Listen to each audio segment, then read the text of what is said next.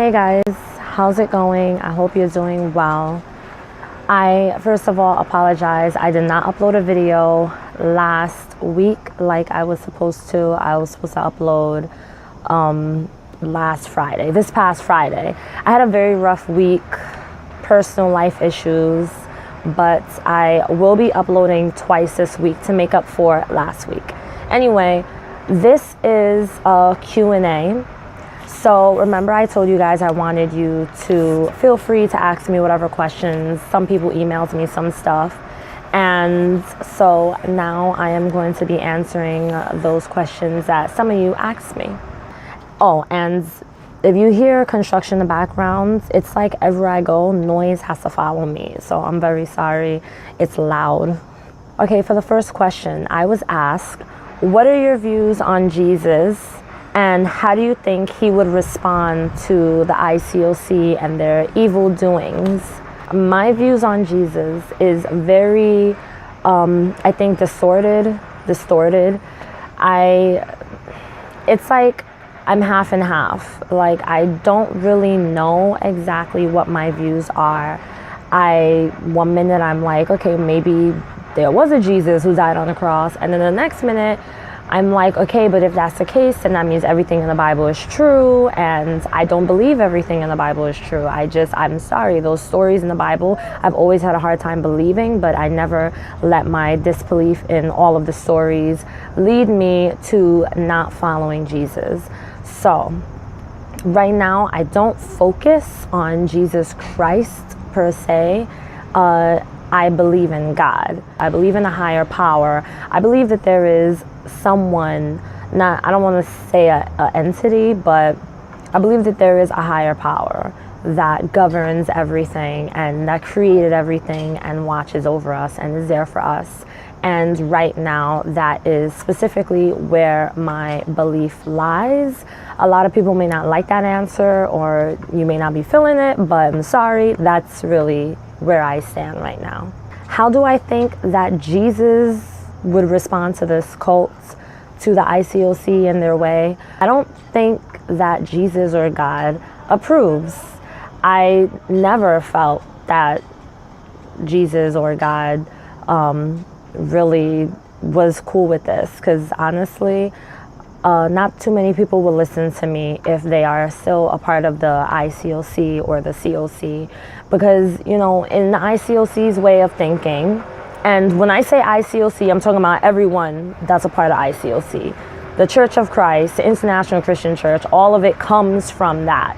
So when I speak of ICOC, I am speaking on everything as a whole. I think that God is probably looking down thinking, this is ridiculous. Like, this is way out of control. This is not what I wanted. This is not what I asked for. You are leading people astray when the whole point was to bring people to me. Instead, you're scaring people to the point where they think I am this horrible, evil God that kills people and sends them to hell and doesn't love people, because in the Bible, I have certain commandments, and you're making them believe that they have to do all these works in order to follow me, in order to be approved, and that is not who I am. I don't necessarily have an opinion on what I think God is going to choose to do when the members of the ICOC do pass on. I don't know where I'm going. I don't know where any of us are going. I'm hoping I go to a decent place, but that's pretty much my opinion on that. Was it difficult for you to be out of the church in the beginning? It actually was pretty difficult for me. I had a hard time because freaking flies. I felt like I owed something to the members. Like, I owed something to all the people that sat with me for Bible studies, the people that did the discipling grouping stuff with me and the outings and helped me every time I felt I needed someone to pray for me. I felt like, am I wrong to leave? I felt guilty about it. It was also difficult because this is a place that I spent 7 years of my life investing in. I didn't have many outside friends because I thought I couldn't have them. I didn't really have an outside support system that I felt was right, because even though some of my outside support system, outside meaning outside of the church, some of them were not Christians or were not Bible believers. They didn't believe in everything that I was taught to believe in. It's kind of like this, like, you gotta think of it as like you're detaching yourself from a life that you've known.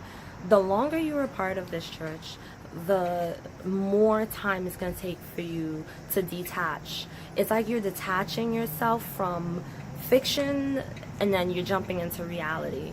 And I'm not trying to say that the religion is fiction. I'm not going to bash against anyone and their beliefs or the ICOC, but you learn so much while you're in this church. And even if you're in there for a short period of time, they will get you. You could be in there for 1 month, a couple of weeks. They will get you. As soon as you start studying the Bible, that's it. They have you. It doesn't take 7 years like me. I was in there for 7 years. It doesn't take 7 years. It doesn't take 15 years. It doesn't take 20 years.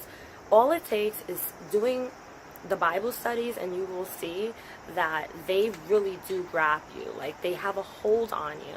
And so when you finally decide to leave, you're going to go through different emotions. You're going to wonder if you made the right decision. You're going to wonder if, and question if you can even trust yourself now. Because when you're in the church, you're not taught to trust yourself. You're taught to trust other people. So it was very hard for me, but I had to keep it pushing. I was like, no, I'm not going to go back, because if I go back, I'm going to be going for the wrong reasons. And I did not want to be a part of the ICOC for all the wrong reasons. Suggestions for those who feel guilty for leaving the church. So I've had a couple of people email me a couple of times telling me that they feel guilty ever since they left and they don't know what to do and they want to know what I think. Don't mistaken the emotion of feeling guilty for a confirmation that you need to return because you're wrong. Guilt doesn't always mean that you made the wrong decision. Guilt in this case just means that it's going to be a process. It's just an emotion that you're likely to feel because of what you were taught and the way you were taught. And I would say that if you're feeling guilty about it, ignore that feeling. Just ignore that feeling. Remember why you left. Maybe you should start a recovery journal. I did that. I started journaling my experience and journaling how I felt every day. And I do a lot of journaling in general. It really does help you. So I highly suggest that if you left and you're feeling guilty, no matter how long you were part of it and no matter how long ago you left, that you journal your feelings. A lot of times when you're writing down these things, it's bringing back to your memory why you left and how you felt when you were there, and it's reminding you what you're feeling now. Like, do you feel free?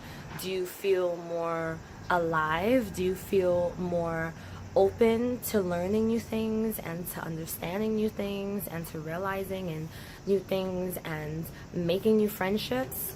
Then I believe that that's worth staying out of the church. When I was in the church, I felt closed off to the world and to people and so many different things I could learn. And when I left, I started to see all the different things I could learn and be a part of, and the different type of people that I could become close to and grow with. And it helps me in my process to not feel the need to have to return back to what I was used to, because I felt free. I was like, oh crap, like this feels pretty damn good. It's a scary feeling, but at the same time, day by day gets easier. So give it time, write how you feel, write your journey. If you want to start making videos like I did, I suggest you do that. Some people I know have spoken to me, said that they wrote a book or they're writing a book. Do that. It's all a part of the process, and your emotions are real. Don't ignore how you feel, but ignore the doubt, ignore the lies, because if you go back, you will be going back for all the wrong reasons, most likely. My suggestions for those who feel bad about not returning to the church because they were love bombed and they made so many nice friends. My suggestion to that is similar to the suggestion I just gave about feeling guilty for just leaving. If you feel guilty because you left behind people that you feel were very nice to you and now you realize it was all part of the tactic, ignore that too, because I mean, maybe some of you can't ignore it. Maybe it was easier for me. but it's not going to be easy. I'm not saying it's going to be easy at first. Like I said before, don't go back for the wrong reasons. Don't go back because people are nice. Don't go back because, like me, I thought I owed these people something. When I decided to leave, the person who hurt me the most, who had became one of my closest friends in the church, and she was like the first person that spoke to me and invited me to her house to have a dinner date with her and her husband and my husband, and we played games and all this stuff. She said to me, I did so much for you, Tina. I worked with you. You're a part of my women's group meetings, and I invested a lot of time into you. The least you can do for me is to let me know if you're definitely gonna leave this church. At that moment, I felt like I really owe something to her because she really did invest time. She would call me, she would pray with me, she would give me advice I didn't necessarily always want, but you know, in the ICOC, advice is really permission and all that stuff. And she was just there for me, and she was like one of the people I became very close to. And so I thought, crap, I really do owe her. But then after a while I started to realize, wait a minute, we're supposed to be a church family. This is supposed to be a Christ thing. This is supposed to be something you do for God, not for people. So if you're doing all these things for me, but you say you're doing it for God, how can I possibly owe you anything? I don't owe you crap. You don't want to go back because of how nice people were to you, because then you're going back for the guilt and the shame. If you're gonna go back, go because you only want relationship with God, but go back with a new frame of thinking.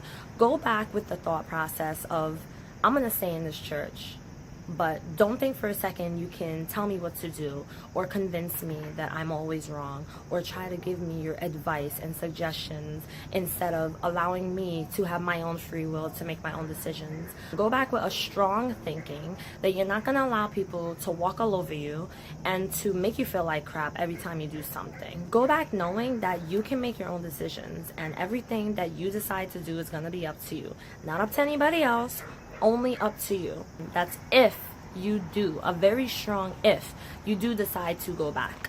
If you go back thinking, I owe it to these people because they were so nice, because they love bombed me to death and they were super sweet and they drove me to Bible talk meetings and they helped me do this and babysat my kid and all this stuff, where is God in there?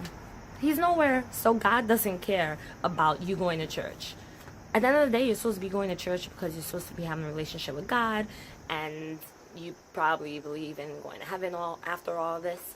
Go for those reasons. That's it. Based on my experience, I was also asked to discuss a couple of topics, and one of them is love bombing, which I mentioned in, I think, one of my first videos about my experience. Those of you who don't know, love bombing is basically when you walk into the church and everyone comes and greets you in the most friendliest way possible.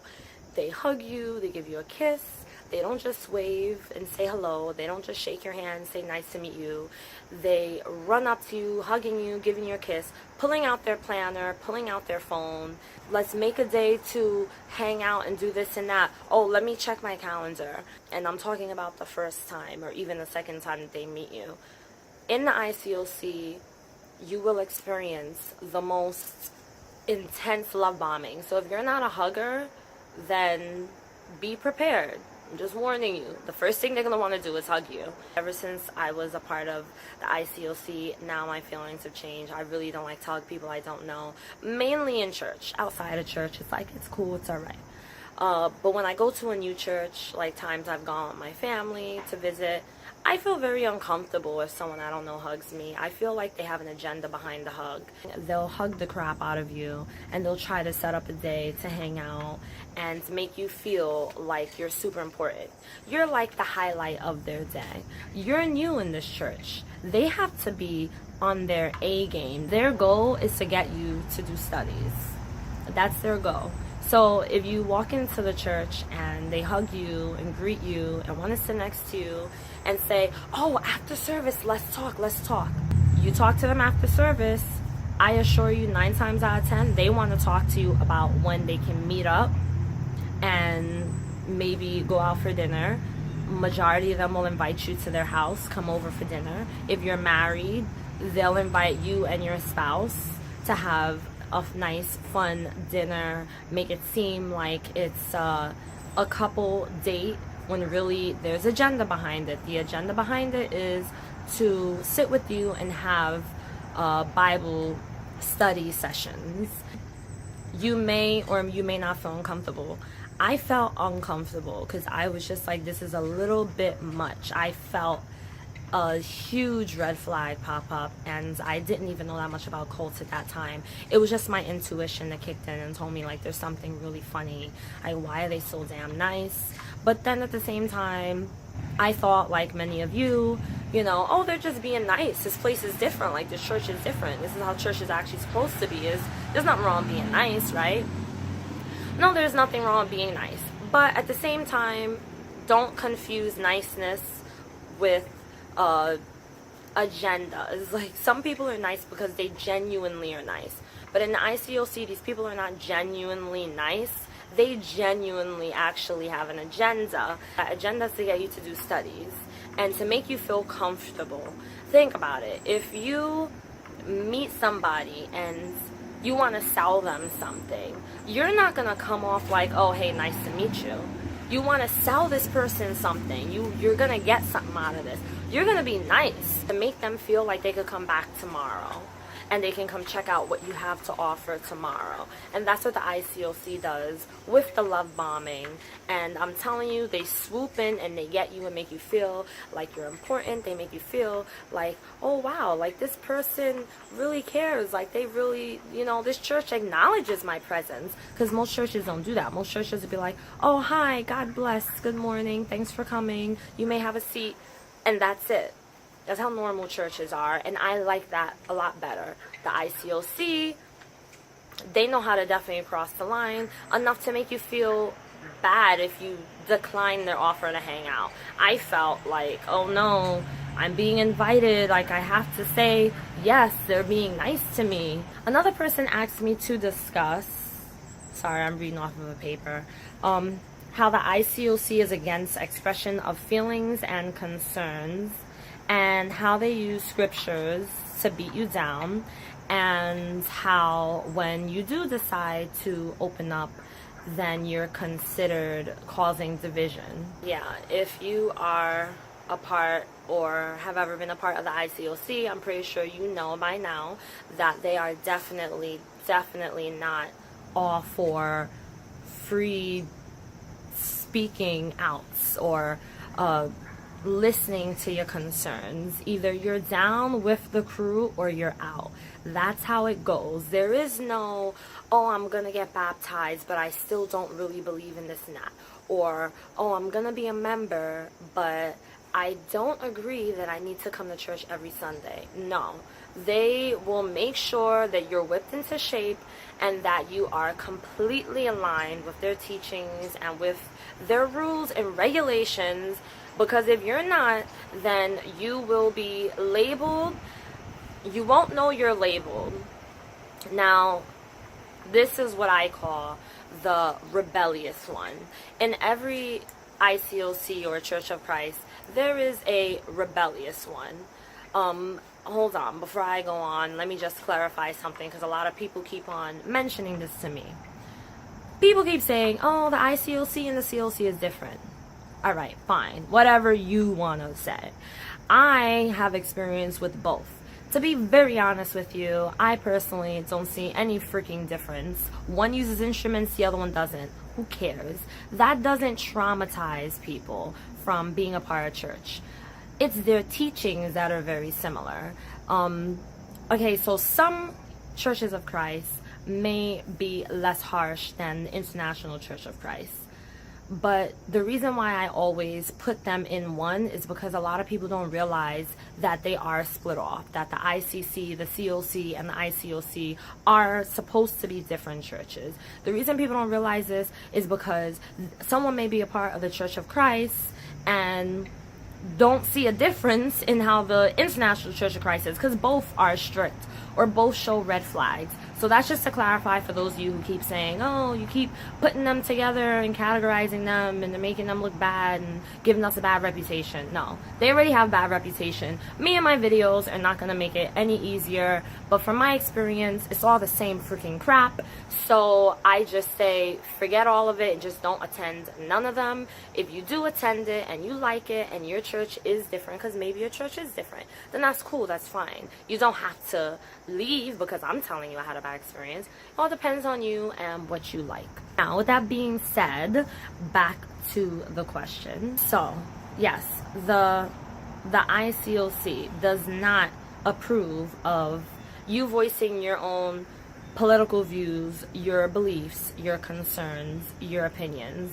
They are not all for that at all. They have a habit of using the same scriptures. I think that I need to look back.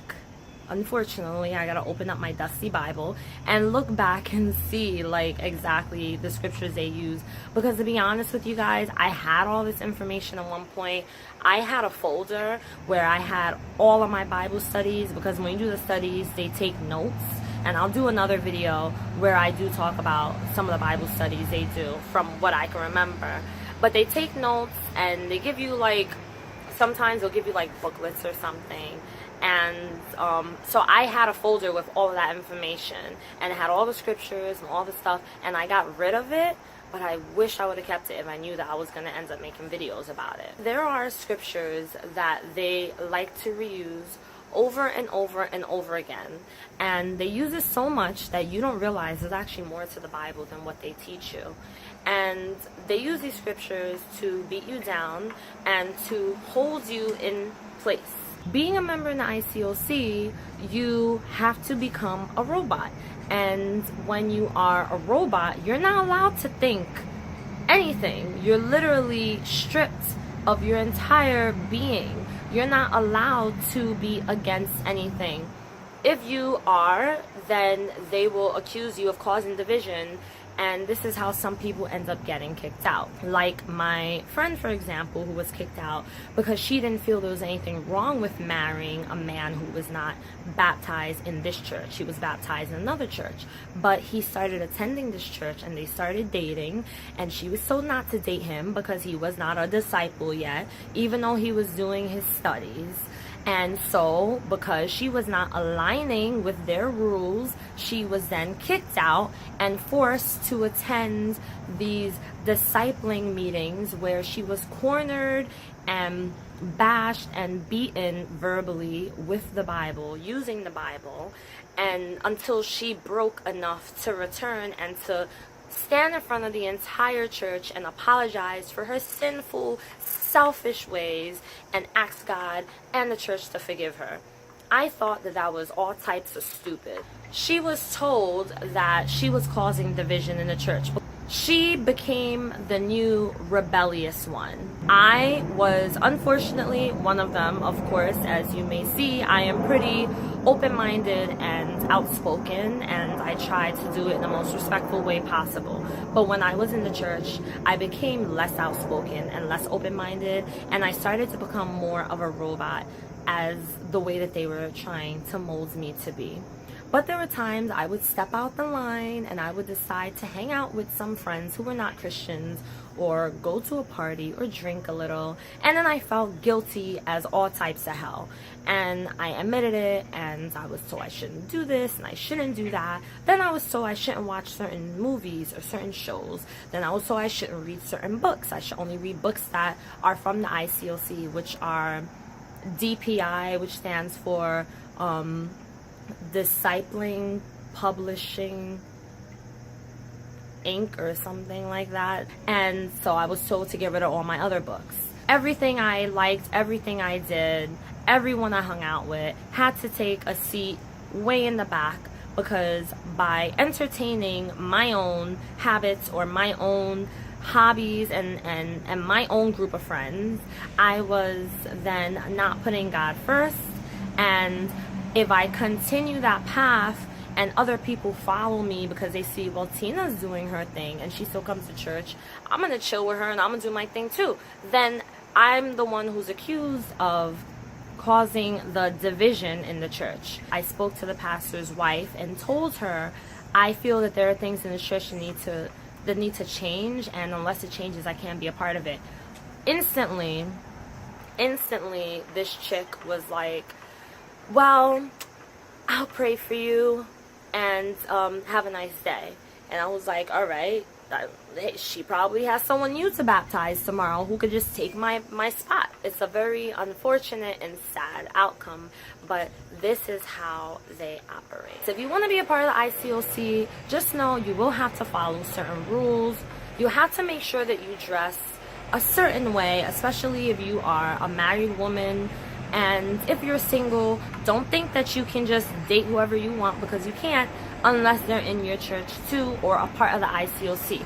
Oh, and don't forget, they have to be baptized, because if you're not baptized in the ICOC, then you're sinful like the rest of us heathens, and you're gonna unfortunately die a horrible death in the fires of hell. If any of you have any other questions or video requests, feel more than welcome to email me, hbhl@yahoo.com. I always have the link to my email down below in the description box. Please give me a thumbs up on my video if you liked it. It really does help the channel to continue to grow and to bring more awareness and bring more people to this community that we all have created. I really appreciate the emails. I appreciate the comments. I appreciate all of you guys, and thank you. Until Friday, I will be seeing you.